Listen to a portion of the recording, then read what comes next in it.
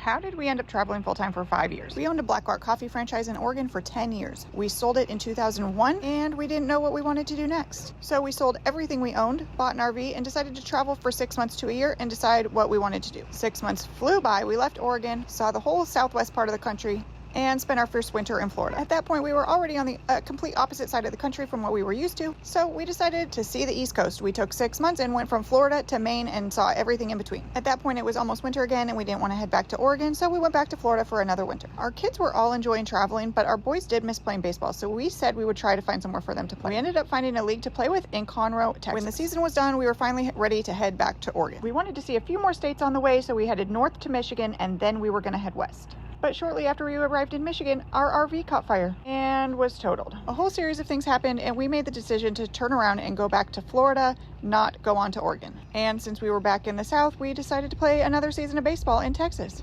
That was our first full 2 years of full-time travel. And now for the last 3 years, we've spent the baseball seasons in Texas and the off-season traveling. We've seen 47 states now. We found an amazing community, an amazing baseball program, and a really good balance between being stationary and having a normal life and getting to travel. And we don't see anything changing in the foreseeable future.